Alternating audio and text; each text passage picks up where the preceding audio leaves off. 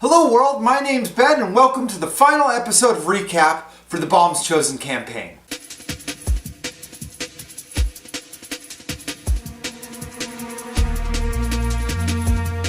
When we last left the party, they had just started to descend into the dungeon where their last challenge was residing. You may recall there was a magical door that was protected by 8 sensors, and that those sensors needed to be filled with an elemental essence in order to unlock the door.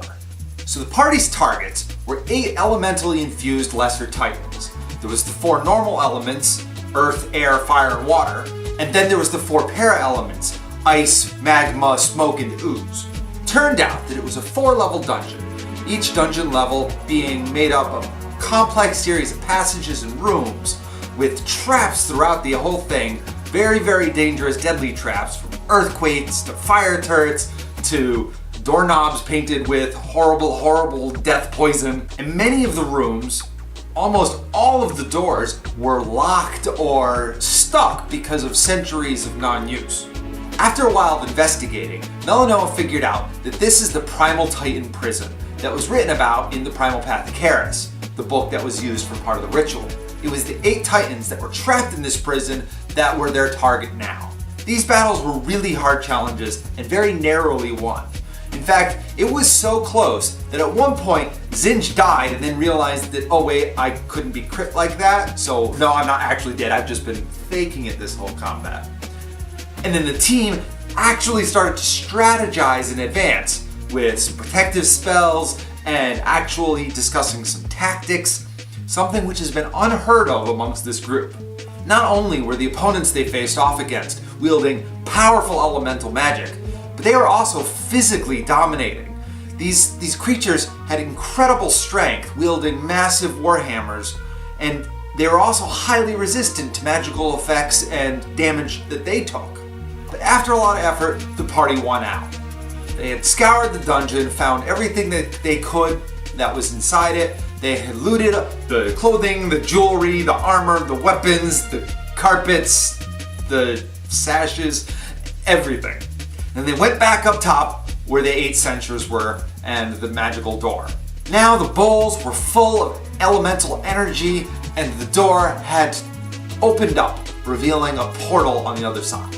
Stepping through this portal, the party found their future awaited them. As I said, there were 4 levels to the dungeon.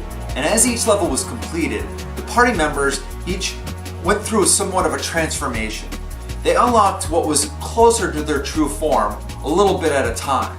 By the point where they went through the gateway and came out the other side, that transformation was complete. They went through the other side and were in their massive primal forms in full glory, and they were in their original homelands, each of them spread out to where they came from. Varga had taken on the form of the Ogre Titan, with flowing platinum hair and somewhat grotesque muscles and oddly malformed limbs and toes and weirdness. She was a presence that made you both fearful and curious at the same time. The previous Ogre Titan had actually taken over rulership of the Ogre lands, conquering the people there and subjugating both the ogres and ogre magi that ruled over it before him. Now it was Varga. She was back in her homeland in one of the old camps of the Orkazon warriors and felt like it was her calling to take over the surrounding lands and reclaim her homeland from the goblins and hobgoblins that had their kingdoms there. Zinj found himself in an actually unfamiliar area because he didn't really know his past well, but he was in the underworld. It was dark, but he was even darker. He was tall and slender with no features to his face, draped in black silken clothes with a deep hood, and wielding a great axe made of pure darkness. He didn't have an immediate area that he was interested in conquering or taking over, so his goal was to find something. He was the Shadow Titan. The previous Shadow Titan, also a figure of mystery, hadn't really been talked about much in legends or in history. Zinj, keeping with that tradition, really didn't come up with any plan of specific goal, but wanted to find his way as days passed by and deal with the road in front of him. Relvin and Melanoa actually found themselves back in the same village that they grew up in together. So the 2 of them were there in an area that had been completely destroyed, no other civilization remaining. Relvin had taken on the form of the Yeti Titan. He was this massive, shaggy furred creature with big bear-like claws and elephantine legs. Meanwhile, Melanoa was more mermaid-like. She had a large fish tail and a gilled face, but the two of them together formed sort of a pairing that was unlike any other Titans in history. Not really having a homeland there to deal with, the two of them decided that they were going to reach out and try to find the other party members they had lost contact. Going into the future, they were going to be pursuing that and rebuilding some of the lost lands in the ocean. Narar, very disappointed, found himself back in his old clan homeland in the underworld. He, however, had taken on the form of the Battle Titan. Battle Titan appears to be made of metal. He's giant and muscular and battle-scarred with a crooked nose. And the Battle Titan historically doesn't start battles, he ends them. You see, Battle Titan, when he gets involved in a conflict, for whatever his personal reasons, that conflict goes the way he wants, because he can wipe out an army single-handedly. And that was Narar now. Gurgen once again found himself in his homeland, on the edge of the volcano. Now he had become the Demon Titan, with hooves of magma and great big ram's horns and a large bushy black beard. He was no longer going to take life passively. The Demon Titan historically was a figure that took what he needed, did what he wanted, and made the world pay for when they wronged him. So Gurgen started out by splitting the mountainside of the volcano and having a nice relax in the lava that was spewing forth. After that quick relaxation, got his head about him and decided, you know what?